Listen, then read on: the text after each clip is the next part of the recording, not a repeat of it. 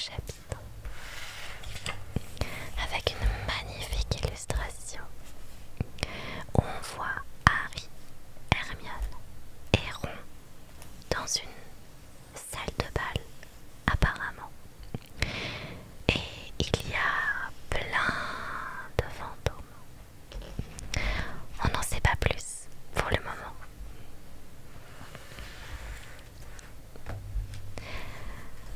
Chapitre 8. L'anniversaire de mort. Et pour ceux qui viennent d'arriver, oui, je sais, certains noms ne sont pas dits comme dans les films, notamment Ron, qui se prononce Ron dans le film, parce que quand j'étais petite, je le lisais Ron. Les films n'existaient pas encore, je ne connaissais pas la bonne prononciation, et du coup, j'ai lu comme je pensais que ça se prononçait. Et donc quand j'avais 10 ans, je disais Ron. Donc je continue de dire Ron. Donc je m'excuse si ce n'est pas la bonne prononciation. Octobre arriva, répandant un froid humide dans le château et les alentours.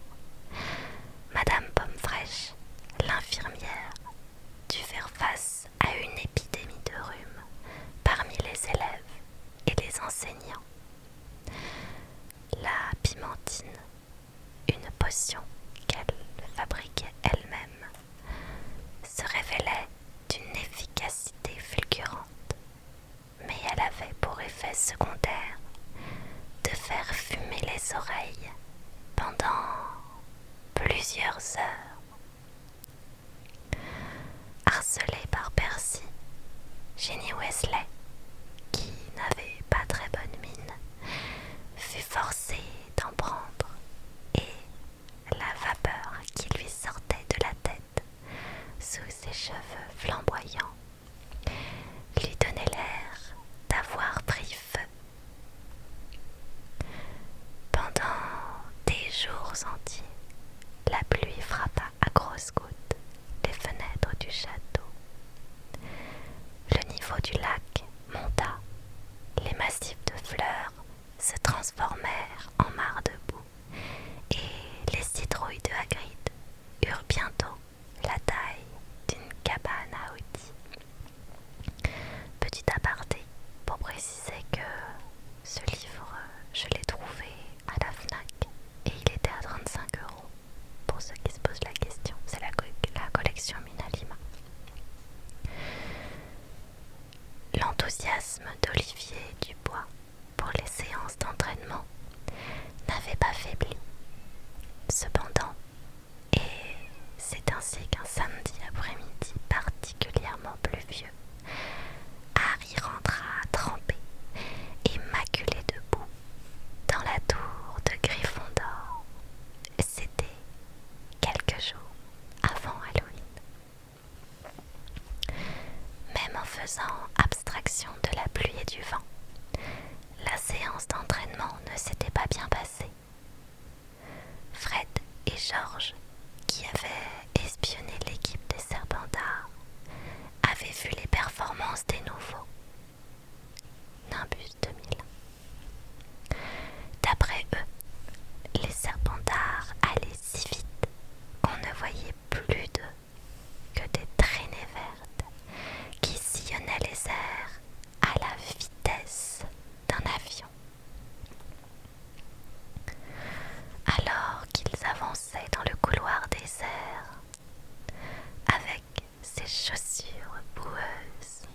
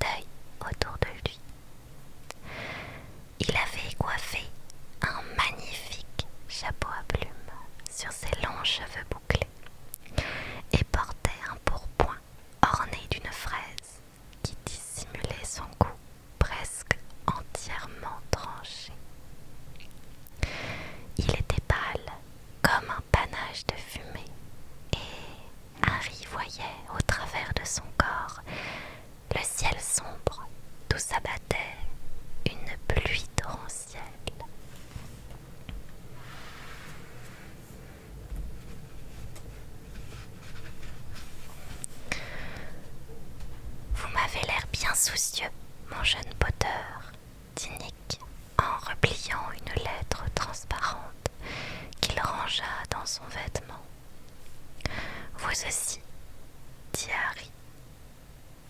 Oh, ce n'est pas très important, répondit Nick quasi sans tête, avec un mouvement gracieux de la main. En fait, je n'avais pas tellement envie d'en faire partie. Bien sûr, j'ai envoyé ma candidature, mais il paraît que je ne remplis pas les conditions requises. Alors je vois que mes ongles interpellent. Oui, c'est des faux ongles. Oui, je les ai depuis un mois. Et oui, du coup, il y a des repousses. Si, il y a des images qui arrivent. Vous inquiétez pas, genre, attention, j'en montre un. Attention, c'est beaucoup plus tard.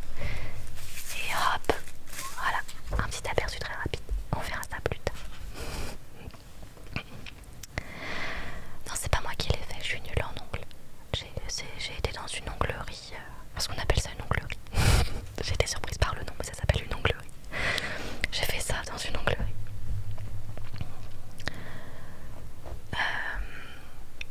Malgré son ton léger, son visage exprimait une profonde amertume. Mais quand même, s'exclama-t-il soudain en sortant la lettre de sa poche, on pourrait penser que recevoir dans la nuque 45 coups d'une hache émoussée suffirait à vous faire admettre au club des chasseurs sans tête, non?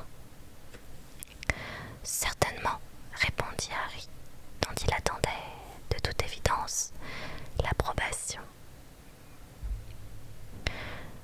Personne plus que moi n'aurait souhaité que le travail soit fait proprement et que ma tête soit tranchée nette. Cela m'aurait épargné beaucoup de souffrance et de ridicule. Et pourtant, Nick, quasi sans tête, secoua sa lettre pour la déplier et lut d'un ton furieux. Nous ne pouvons accepter dans notre club que des membres dont la tête a été complètement séparée du corps. Vous comprendrez bien que, dans le cas contraire, il nous serait impossible de participer à des activités telles que le lancer de tête à cheval ou la course sans tête. J'ai donc le très profond regret de vous informer que vous ne remplissez pas les conditions requises pour être admis dans notre club. Nous vous prions d'agréer, etc. Et ça signait Sir Patrick Delaney Podmore.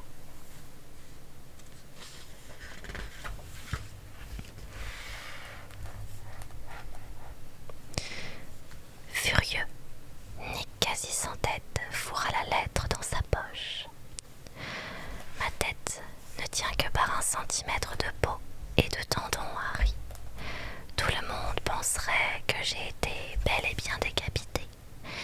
Eh bien non. Ce n'est pas encore assez pour ce monsieur Coupécourt Podmore.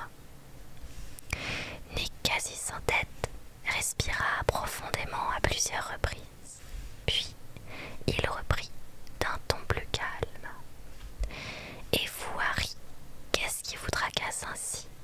Je peux faire quelque chose? Non, répondit Harry, à moins que vous sachiez où nous pourrions nous procurer 7 Nimbus 2001 pour notre match contre les Serbes. La fin de la phrase de Harry fut étouffée par un miaulement perçant qui retentit près de ses chevilles. Il regarda par terre et vit 2 yeux jaunes qui brillaient comme des lampes.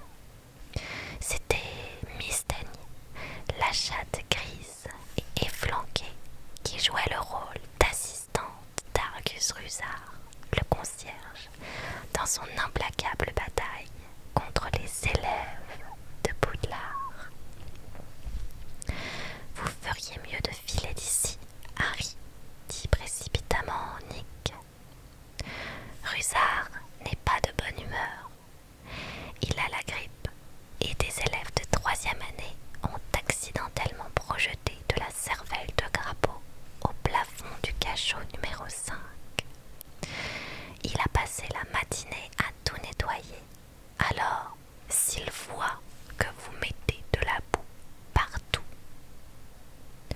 Vous avez raison, dit Harry en fuyant le regard accusateur de Miss Daigne. Il ne fut pas assez rapide cependant, attiré par le mystérieux pouvoir qui semblait le lier à son horrible animal. Argus Rusard surgit soudain à travers une tapisserie, la respiration sifflante, le regard flamboyant. Sa tête était enveloppée dans une écharpe écossaise et son nez avait pris une teinte violette. De la saleté, s'écria-t-il, les bajoux frémissantes, les yeux exorbités. Il pointa du doigt la mare de boue qui s'était formée autour de Harry. Désordre et cochonnerie, j'en ai assez. Suivez-moi, Potter. La mine sombre, Harry adressa à Nick quasi sans tête un signe de la main et suiva Rusard au rez-de-chaussée, ajoutant de nouvelles traces de pas boueuses à celles qui existaient déjà. Harry n'avait encore jamais eu l'occasion d'entrer dans le bureau de Rusard. C'était un endroit que les élèves évitaient soigneusement. La pièce misérable était pourvue de fenêtres, était éclairée par une simple lampe à pétrole suspendue au plafond bas. Une vague odeur de boissons frites flottait dans l'air. Des placards en bois s'alignaient le long des murs, remplis de dossiers dans lesquels Rusard conservait le détail des punitions qu'il avait infligées aux élèves de Poudlard tout au long de sa carrière. Fred et George Weasley avaient droit à un casier entier pour eux tout seuls. Une collection de chaînes et de menottes soigneusement astiquées était accrochée au mur. Derrière le bureau de Rusard, il était de notoriété publique qu'il avait toujours demandé à Dumbledore l'autorisation de suspendre les élèves au plafond par les chevilles. Rusard prit une plume sur son bureau et fouilla autour de lui en quête d'un morceau de parchemin. De la bouse, marmonna-t-il d'un air furieux, de la morve de dragon brûlante, des cervelles de grenouilles, des intestins de rat. J'en ai assez, il faut faire un exemple. Où est le formulaire? Ah, voilà. Il dénicha dans un tiroir de son bureau un grand rouleau de parchemin et l'étala devant lui, trempant sa longue plume noire dans l'encrier. Non, Harry Potter. Crime.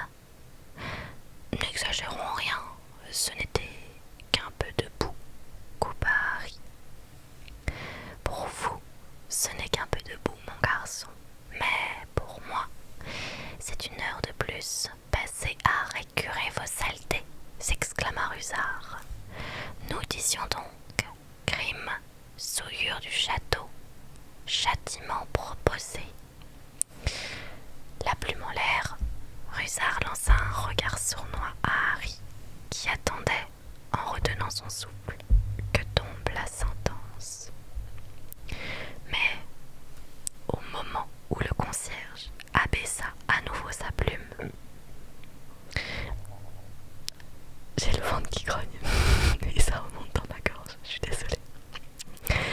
Un grand boom juste au-dessus du bureau fit vaciller la lampe à pétrole suspendue au plafond. Pif! S'écria Rusard en jetant sa plume dans un accès de rage. Cette fois, je t'aurai. Et sans un regard vers Harry, Rusard se rua hors du bureau, Mystaigne sur ses talons. Non, non, vous inquiétez pas, j'ai déjà mangé justement, c'est la digestion qui fait grogner mon ventre.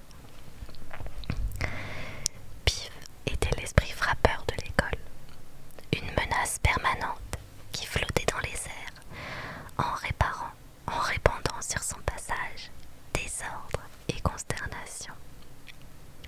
Harry n'aimait pas beaucoup Piv, mais il lui était reconnaissant de s'être manifesté en cet instant. Il avait l'espoir que, quoi qu'il ait fait, et d'après le bruit, il avait dû casser cette fois quelque chose de très volumineux. Il occuperait suffisamment Rusard pour lui faire oublier Harry.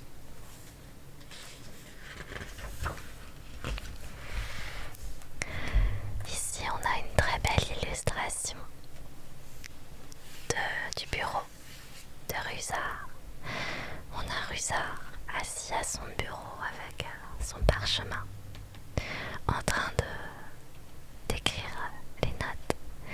Et on a Harry debout avec sa tenue de Gryffondor retournant de sa séance d'entraînement de Quidditch. Et Mystaigne à côté qui surveille. Et au plafond, toutes les menottes pour accrocher les élèves au plafond, vu que pour le moment, Rusard n'en a pas eu l'autorisation. Alors, pour les... je pense, je ne sais pas. Je suis en train de regarder pour les illustrés par Mina Lima, mais je n'ai pas les noms exacts des graphistes. Ça doit être marqué quelque part dans le livre. Je regarderai à la fin si tu veux.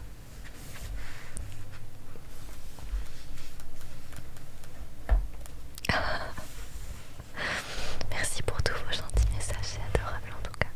Et bonjour à tous ceux qui arrivent. En attendant, Harry se laissa tomber dans le fauteuil mangéomite devant le bureau, à côté du formulaire que le concierge n'avait pas fini de remplir. Harry vit une grosse enveloppe violette sur laquelle était écrit en lettres d'argent: Vite magique, cours par correspondance pour sorciers débutants. Intrigué, Harry ouvrit l'enveloppe, retira le morceau de parchemin qu'elle contenait et lut le texte qu'il avait sous les yeux. Vous vous sentez déboussolé dans le nouveau monde de la magie. Vous n'osez plus jeter de sorts en public, par peur de paraître ridicule. Tout le monde éclate de rire quand on vous voit tenir votre baguette magique. Il existe une solution à vos problèmes. Vite magique est une méthode entièrement nouvelle, rapide, facile, au résultat garanti. Des centaines de sorciers et de sorcières en ont déjà bénéficié. Madame Desorties de Topsham nous écrit: Je n'arrivais jamais à me souvenir de mes formules magiques et mes potions étaient un sujet de plaisanterie pour toute ma famille. Maintenant, après avoir suivi la méthode Vite magique, je suis la vedette de toutes les soirées et mes amis me supplient de révéler la recette de ma poudre à briller. Le sorcier D.J. Brod de Didsbury nous dit: Mon épouse se moquait de la faiblesse de mes charmes, mais après m'être plongée un mois dans votre fabuleuse méthode Vite magique, j'ai réussi à la transformer en zébu.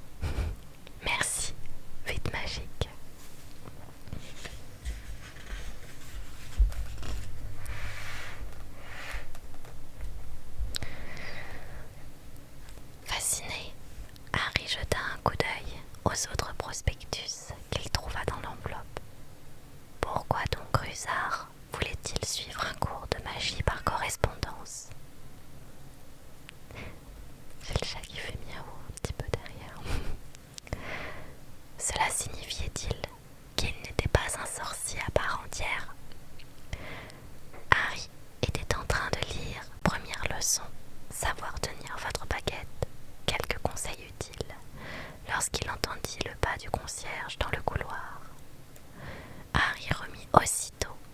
prospectus dans l'enveloppe qu'il jeta sur le bureau à l'instant où la porte s'ouvrait.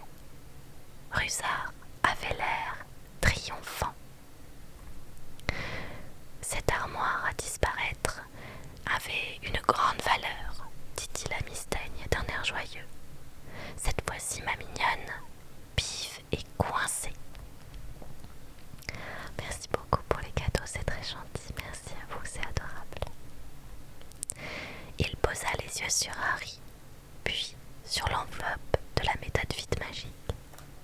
Harry se rendit compte trop tard qu'il l'avait jetée à une bonne 50aine de centimètres de l'endroit où elle se trouvait auparavant. Le visage d'ordinaire livide de Rusard vira au rouge brique. Harry se prépara à être submergé par une vague de fureur. Rusard saisit l'enveloppe d'un geste vif et la rangea dans un tiroir. Vous avez lu, balbutia-t-il. Non, mentit Harry. Rusard se tordait les mains. Si j'avais pensé que vous liriez ma correspondance privée, d'ailleurs, ce n'est pas à moi, c'est pour un ami. Néanmoins, cependant, oh, merci beaucoup Sarah, c'est adorable. Merci à toi, c'est vraiment trop gentil. Merci pour ton gros cadeau. Merci, c'est vraiment adorable.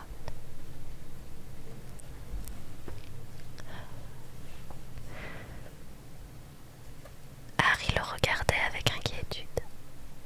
Rusard n'avait jamais paru aussi en colère.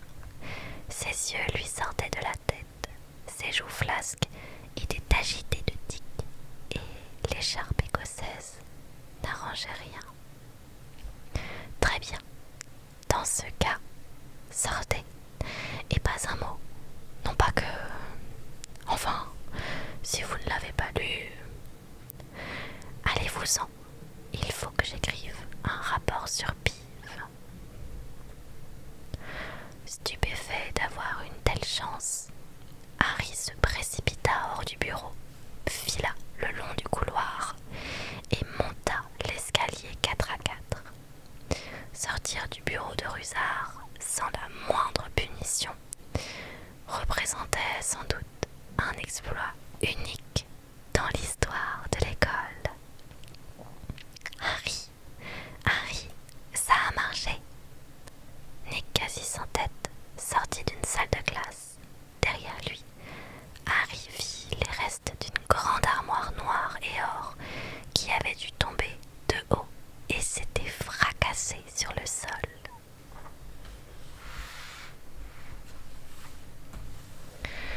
J'ai réussi à convaincre Pive de la laisser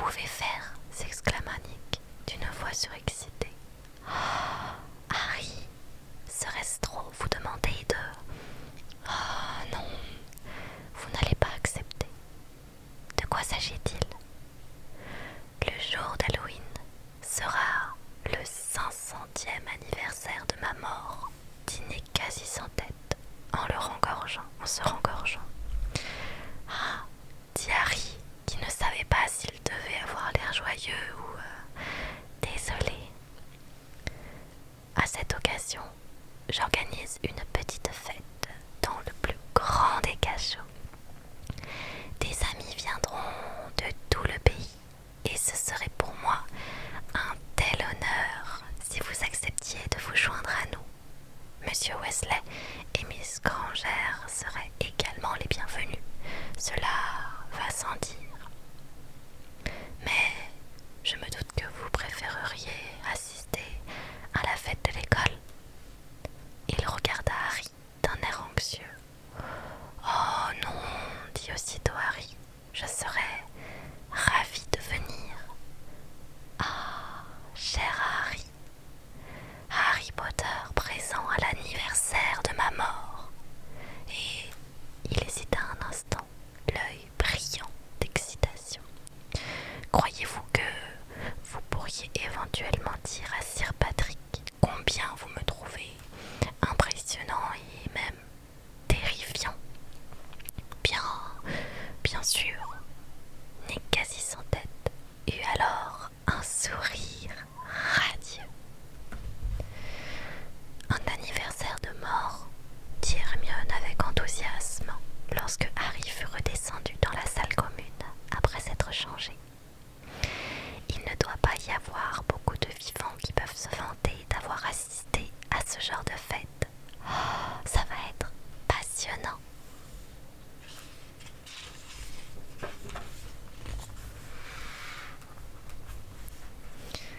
On a plein de petites citrouilles ici.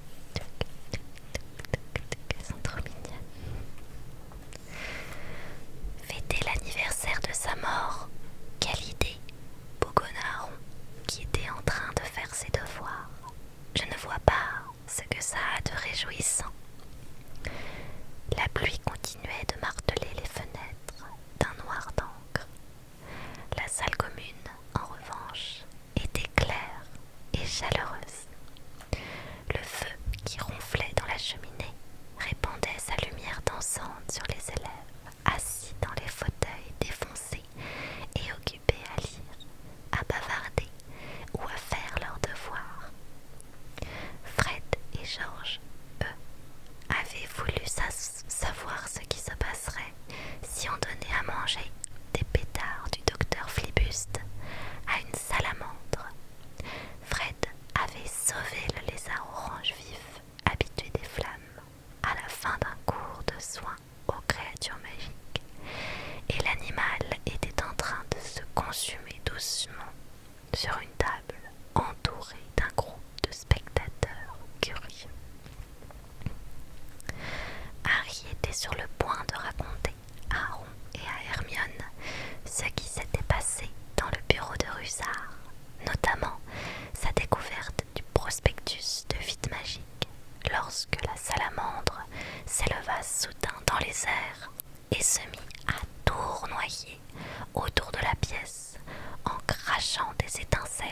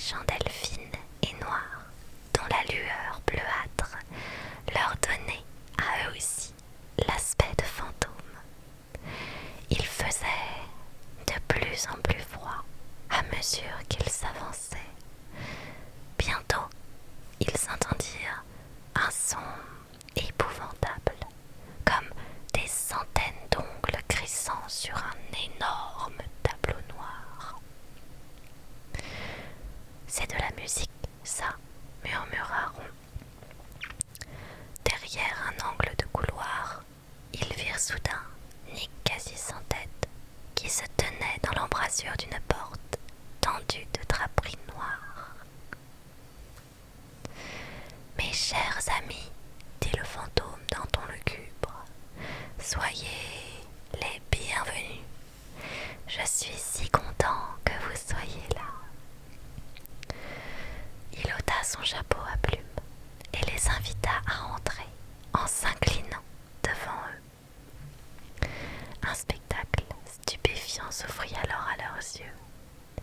Des centaines de silhouettes translucides d'une couleur gris-perle glissaient autour d'une piste de danse bondée, où d'autres formes spectrales valsaient au son terrifiant d'une trentaine de scies musicales, jouées par des musiciens rassemblés sur une estrade tendue de noir.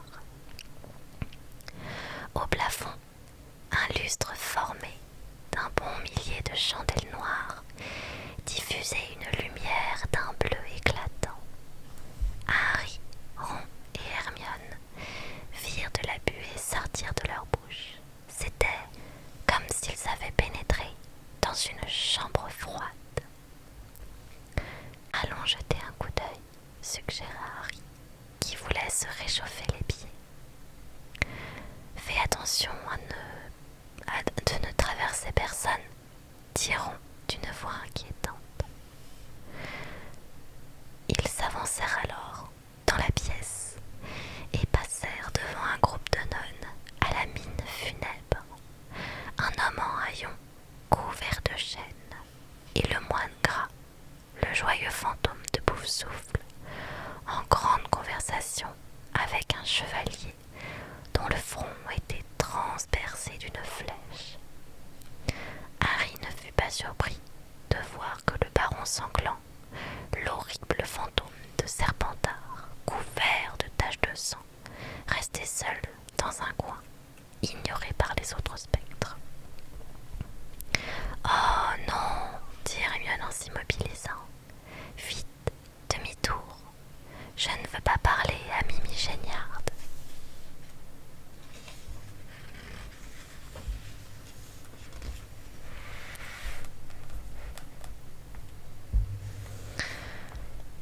Qui ça ?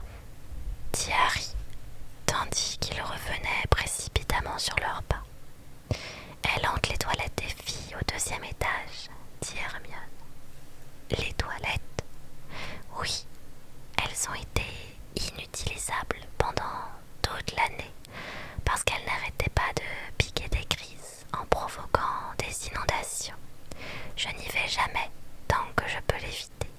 C'est terrible d'aller aux toilettes et de l'entendre gémir sans arrêt. Regarde, à manger, dit Ron. De l'autre côté du cachot, une longue table était recouverte de velours noir. Ils s'en approchèrent d'un air gourmand, mais se figèrent soudain sur place avec une grimace horrifiée. L'odeur qui se dégageait du buffet était parfaitement répugnante. De gros poissons pourris s'étalaient sur les plats d'argent,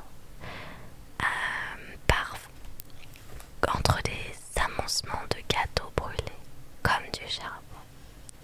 Il y avait aussi un énorme hachis grouillant de verre et un morceau de fromage couvert de moisissures verdâtres. Au milieu de la table, à la place d'honneur, se dressait un gigantesque gâteau en forme de pierre tombale sur lequel était écrit en lettres noires: Sir Nicolas de Mimsy Porpington, mort le 31 octobre 1492.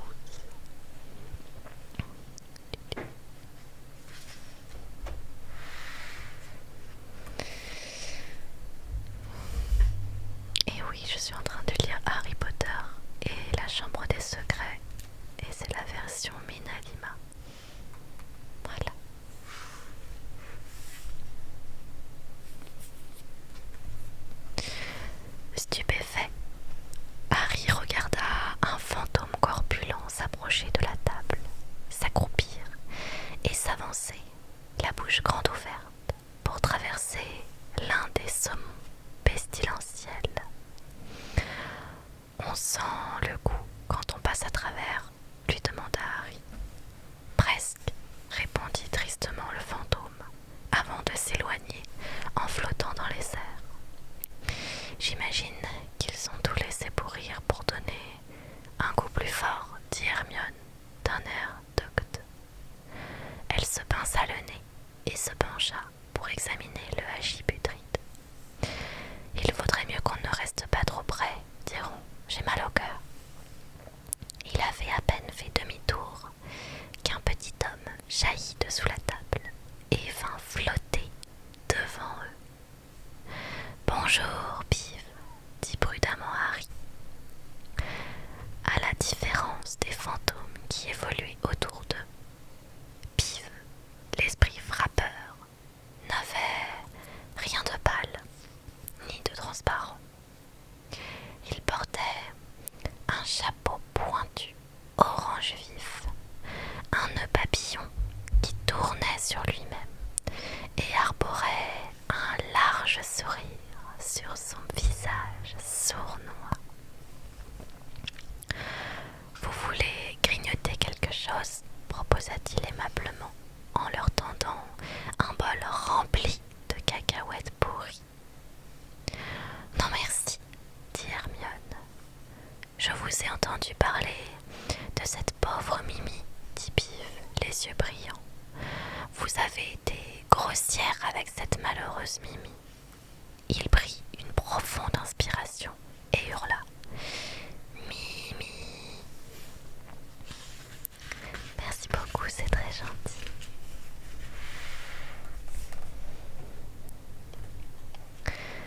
Oh non, Pive, ne lui répétez surtout pas ce que j'ai dit. Elle serait folle de rage, murmura précipitamment Hermione. Je ne le pensais pas en fait, je n'ai rien contre elle. Oh, bonjour Mimi. Mimi était un fantôme de jeune fille, petite et trapue, avec le visage le plus maussade qu'on puisse imaginer, à demi caché sous de longs cheveux pendants et une paire de lunettes au vert épais. Quoi? Dit-elle d'un ton triste.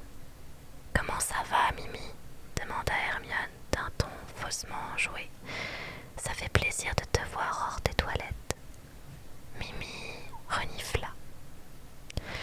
Miss Granger me parlait de toi, dit Pive d'un air rusé à l'oreille de Mimi.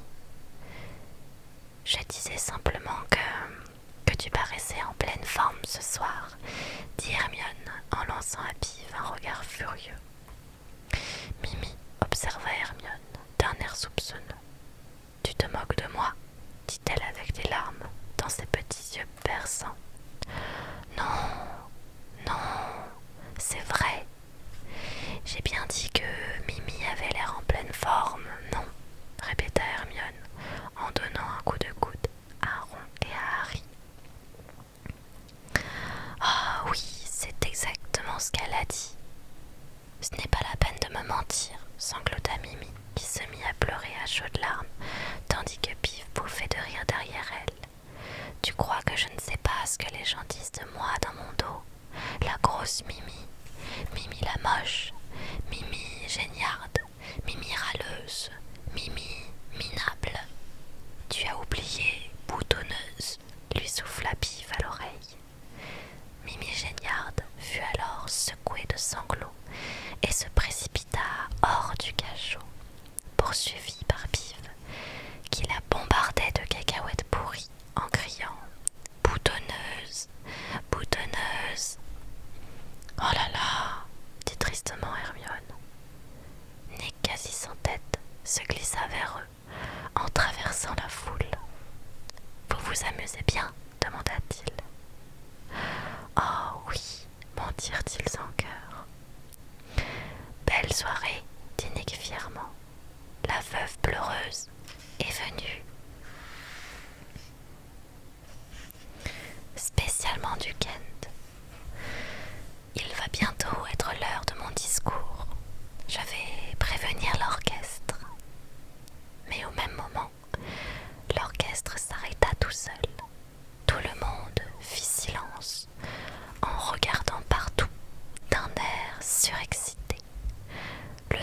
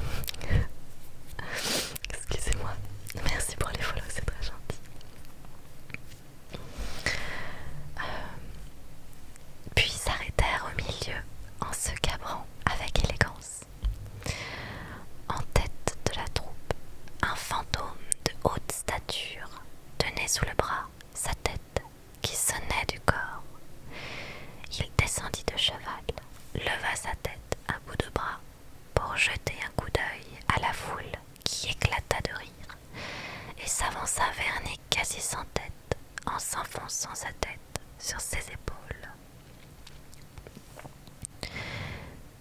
Nick, rugit-il, comment vas-tu? Ta tête tient toujours. Il éclata d'un rire sonore et lui donna une grande tape sur l'épaule. Sois le bienvenu, Patrick, dit Nick d'un ton raide. Ma parole, mais il y a des vivants ici, s'exclama Sir Patrick en voyant Harry, Ron et Hermione. Il fit semblant de sursauter et sa tête tomba à nouveau, provoquant l'hilarité générale. Très drôle, dit Nick d'un air sombre. Ne t'inquiète pas, Nick, dit la tête de Sir Patrick qui avait roulé sur le sol. Alors, toujours furieux de n'avoir pas été admis au club, mais aussi, regarde-toi un peu. Moi, dit Harry, répondant à un coup d'œil appuyé de son hôte. Je trouve que Nick est très effrayant et... ha, s'écria la tête de Sir Patrick. Je parie que c'est lui qui vous a demandé de dire ça, jeune homme. Si vous voulez bien m'accorder quelques instants d'attention, c'est l'heure de mon discours, dit Nick d'une voix forte, en s'avançant vers l'estrade sur laquelle il grimpa dans une lumière d'un bleu glacé. Mais regrettez l'ordre, mesdames et messieurs, j'ai le très grand chagrin de...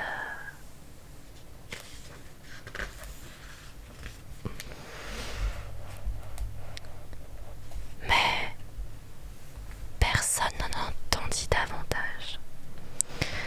Sir Patrick et ses compagnons venaient de se lancer dans une partie de hockey en utilisant leur tête en guise de balle. Nick essaya d'attirer à nouveau l'attention de ses invités, mais la tête de Sir Patrick lui passa devant le nez sous les acclamations de la foule, et il renonça. Harry avait très froid à présent et également très faim. Je ne peux plus supporter ça, marmonna Ron en claquant les dents, tandis que l'orchestre commençait à jouer et que les fantômes reprenaient la direction de la piste de danse. Allons-nous-en, approuva Harry. Ils reculèrent vers la porte, adressant des signes de tête et des sourires radieux à tous ceux qui les regardaient, et quelques instants plus tard, ils reprirent le passage éclairé par les chandelles noires. Peut-être qu'il restera encore du gâteau, diront avec espoir, en hâtant le pas vers l'escalier qui remontait au rez-de-chaussée. Ce fut à ce moment-là que Harry l'entendit à nouveau. Dégire, écorche, tue. C'était la même voix, froide et mortelle, qu'il avait entendue dans le bureau de Lockhart.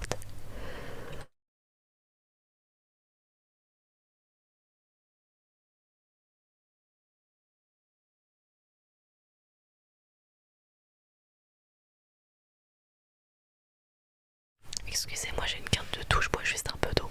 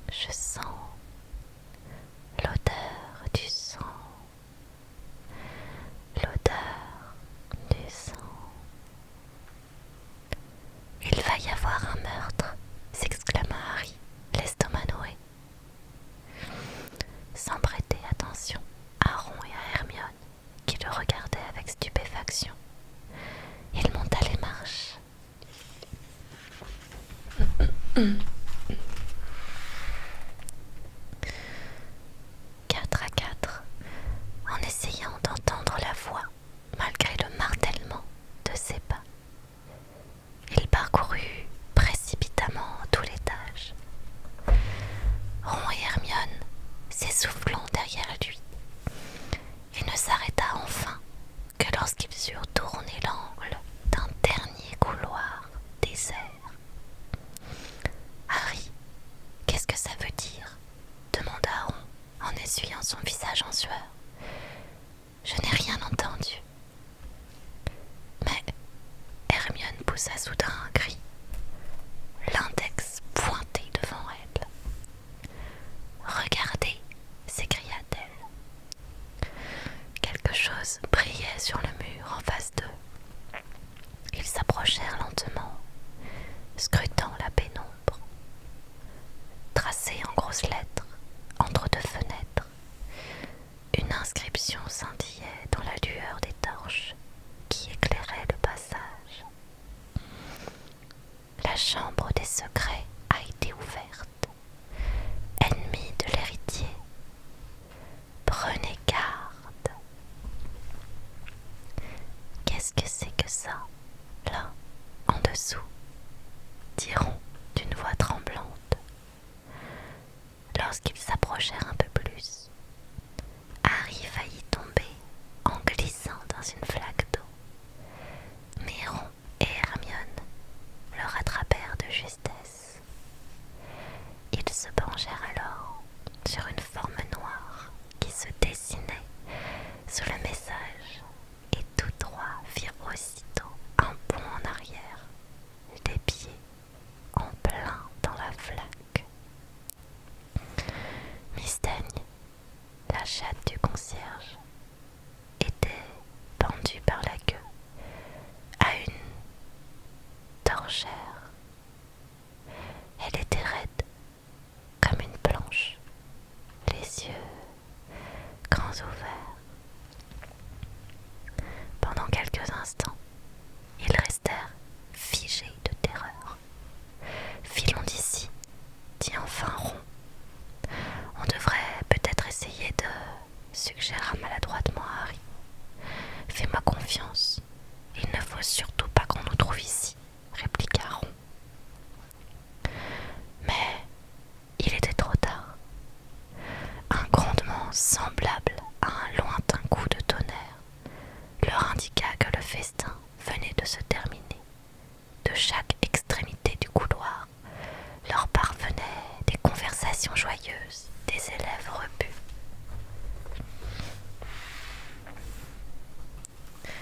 Et le bruit de centaines de pieds qui montaient les escaliers. Un instant plus tard, un flot d'élèves se déversait dans le couloir. Les conversations et les bruits de pas s'évanouirent peu à peu lorsque les premiers arrivants aperçurent la chatte pendue au mur. Harry, Ron et Hermione étaient seuls au milieu du couloir, dans le silence qui régnait à présent. Autour d'eux, la foule se pressait pour contempler le sinistre spectacle. D'une voix forte, quelqu'un rompit alors le silence. Ennemis de l'héritier, prenez garde, bientôt ce sera le tour des Saints de Bourbe. C'était Drago Malfoy qui s'était faufilé jusqu'au premier rang. Ses yeux froids flamboyaient et son